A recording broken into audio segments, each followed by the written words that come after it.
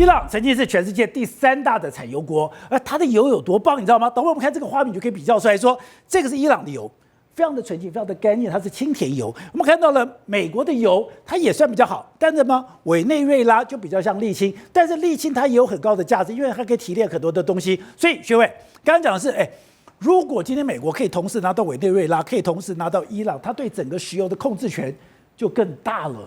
当然，如果拿到委内瑞拉跟那个伊朗的话，因为委内瑞拉的石油储量是全世界第1的，伊朗是第3名，中第2名他全要了。对，沙地阿拉伯，但沙地阿拉伯从以前到现在就是美国最好的一个盟邦嘛，美国要拉拢的对象，所以他不会去打沙地阿拉伯，对不对哈？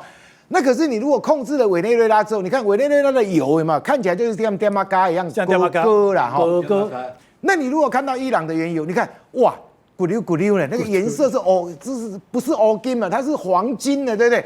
因为它的油非常的 pure， 就是很纯净啊，所以它提炼汽油啦、航空燃油什么东西是非常好的油啊。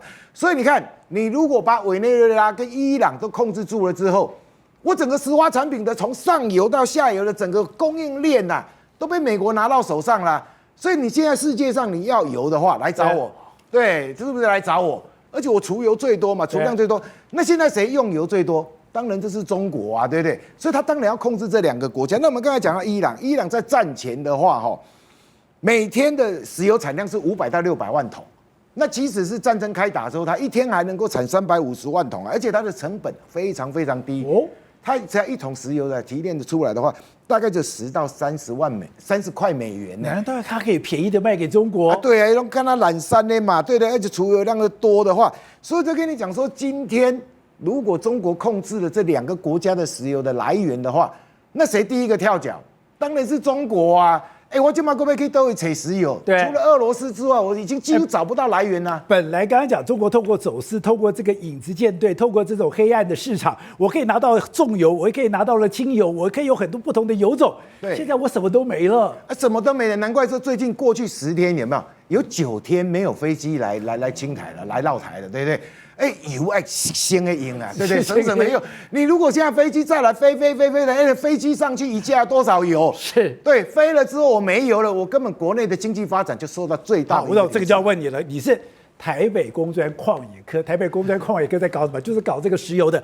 现在等于说，伊朗的油、委内瑞拉的油，再加上这个什么美国自己的油，他把所有石油产业链的上下游全部掌握在手上了。刚刚提到只剩下最后1个国家而已嘛，那个国家我认为他最后一定要做一个选项。俄罗斯，他要不要下车嘛？他现在在车上嘛，他们现在就是在影子舰队的上面，通常在搞制裁、搞这些东西啊，现在都没有了，现在是俄罗斯一家了嘛，要全部变成全部到台面化，对，全部到国际市场交易啊。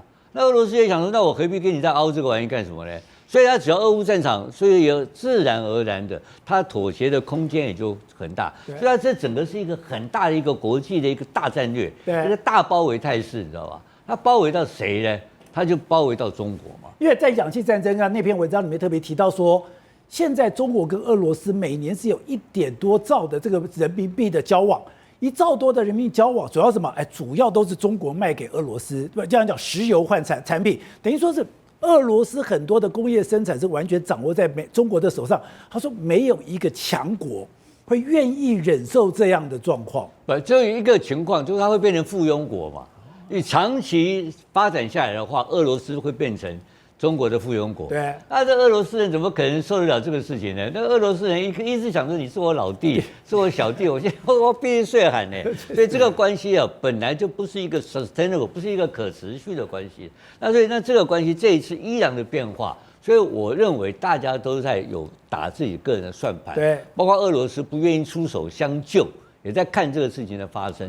所以而且这2天你有没有注意到，川普跟普丁打电话？对。他2个打电话讲什么东西？不知道，他不知道，我一直是讲这个嘛，大概去瞧嘛，川普就直接跟他瞧的嘛。他不知道，他不希望我现在在搞这个皮肉的时候，你在那边后面给我出事情啊。所以俄乌战场一定是平静的嘛。平静的话，我得到的这个饼，这个蛋糕比较大嘛，大家来分的话，他就是一个黑手老大，大概来敲呆去嘛。所以俄罗斯其实这次跟他配合的。为什么我刚刚讲到中央情报局？对俄罗斯去帮助他这个事，帮助伊朗这个事情，不予置评是保留不愿意发表评论。对，所以这个可能是故意俄罗斯放出来的假消息，在表面上来做新闻，安抚啊，我们在支援盟邦了，然后大概你知道俄国大鼻子骗人这个。说谎话是有名的嘛，对不对？从以前骗中国人，不是我们蒋介石还写了一本这个苏俄在中国，在中国，我们被他们骗得死死。所以这个交易，另外一个就是普丁跟他的一个交易，我觉得这个交易已经接近完成了。所以你看他这一次，我们要用个指标来看，空口说白话没有用。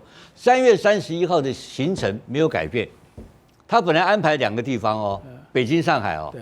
川普去干什么？哦，北京2天回来。他干什么？做行李做你们让杠啊！他跟去韩国一样嘛。他到南韩去参加 APEC， 不跟你参加 APEC， 跟你巧生意强完了回家，所以他只想到北京去做生意。对，然后其他根本不鸟你。各位，当然讲说现在大炮一响黄金万两，我们要作战的时候就要做好准备。你要讲，你现在打的这个伊朗的战争，你的弹药、火炮什么的都没有了。你说没有？其实，在印太地区其实是掌握了除了美国本土之外最多的油、最多的弹药，而且我们看到现在在普天间基地、在佐世保基地、在这个横须贺基地里面，它蕴藏的这些资源是我们无法想象的。对，其实我们要看的，其实日本美国把那个第7舰队，其实它摆在日本哦。那日本你有舰队没有错，但是你要有油跟弹啊。所以其实之前呢，早在1945年的时候呢，其实美国后续的在1950年啊，麦克阿瑟他们是利用旧日本帝国的海军的什么？原本的弹药库，再把它扩建跟现代化。那现在来讲呢，为了因应中国的需求啊，那除了这些我们叫传统的一些炮弹啊，比如说舰队用的炮弹啊，一些传统非常非常低阶炮弹，储存在前线之外，其实它的高阶的装备它就存在第2线哦。第2线不只是琉球，它囤放在关岛。那一旦有事或一旦有检的时候呢，再用军用运输机前推到这些前线区域。那为什么这么重要呢？因为其实现代化的弹药量消耗量非常非常快哦。我们刚才讲过，刚才提到所谓的 quick ten 就是快程哦。快程什么意思？它就是把一些传统弹药呢改装一个套件哦，让这些便宜的炸弹去攻击你的船团哦。那不只是这些传统啊，连中国不是很喜欢亲近什么？海上民兵，对，所以其实海上民兵呢，它兴起来之后呢，其实美国就准备叫 Quick Send 在准备集成它这是美国的预备哦。那这个它都还算很低阶的哦。那我们刚才学委讲说什么 AGM-14U8，那个都是长程的反舰飞弹，那射程都是1000公里、1500公里以上嘛。那换句话来说呢，其实美国的轰炸机呢，它只要在比如说巴士海峡以东，它只要丢了它就跑了。为什么剩下就交给飞弹去导引？所以其实我觉得美国他做事情都有准备的，但是你说这些国家的存备量够不够？说真的，远远都不够啊，因为我们是面对了中国的第一线的一些解放军的海军舰艇，远远都不够啦。对，各位，我们现在海空号进行了深水测试，我们当然希望我们的海空号能够成军，这个对台湾来讲非常的重要，特别是在这一次的伊朗战场上面一艘非常大的战舰，就一个 MK48，嘣一下子。就把它给打沉了。对，其实这个叫鱼雷对水面舰飞弹的不对称作战。为什么？因为其实反舰飞弹啊，比如说它的载弹量比如说250磅，但是呢水下舰比如说潜舰，它发射鱼雷它动辄就500磅，或者说500磅，或者说650磅哦。为什么会这么大？因为海水有浮力啊。你要想说，一艘军舰被鱼雷打中了，它要做怎么样的损害管制很难。非常非常难哦，因为为什么？因为其实这些所谓鱼雷它在龙骨底下爆炸，那爆炸的时候其实不只是爆炸威力，它还会产生所谓的空时效应，所以你会看到说，怎么一枚鱼雷命中一艘水面舰之后，怎么整个人抬起来你不要小说看说这个人抬起来，光是在里面上的一些人员不好意思你的脚都骨折了。这绝对骨折，就是说，所以你看说，你说我只是这样弹一下，对，每个腿就断了。对，人会骨折，只要你碰不好的时候会有骨折。然后，所以其实你看像美国的舰艇或者说法国的舰艇他们在做什么防撞测试的时候，就在附近引爆一枚炸药，有没有？对，就看看你看那些官兵都要躲得很好，就要活灾。所以其实鱼雷也有这种效果。为什么鱼雷这么威力那其实早在潜艇发明的第1次世界大战，一艘德国的潜舰就把3艘英国的巡洋舰给它干掉了，一口气一艘鱼雷一艘潜舰。所以现在潜舰对于整个台海的安全非常的重要，而且现在我们不只是防止我们的这个所谓的高屏这个海沟，更重要的是我们往前推进去保护澎湖。对，其实我们必须说啊，其实海洋的世界哦，其实超过我们的复杂性，超过我们的想象哦。那我们都说啊，什么台湾海峡水浅啊不够深吗？但是其实你如果说看相关的地形图，你会觉得吓一跳。说好，我们这边举一个地形图哦，这边有一个地方叫做高屏峡谷，什么意思？不是我们都知道美浓峡谷，但是其实有高屏峡谷，什么意思呢？就是说高屏溪啊，就经过常年的冲刷之后呢，它会在陆地上形成峡谷，但是没想到这个效果呢。影响到海面下，那海面下这长几万年冲刷下来的，居然这个水深多少你知道吗？随便都100公尺。大家一定很难想象说，怎么这个高屏峡谷就有100公尺深？对，所以你去看看之前的一些新闻常常知道我们看到说什么中国的潜艇在这边附近游弋跟我们玩猫捉老鼠，其实它就躲匿在这里类似57台每晚9点，宝洁点兵点出全球战略新布局。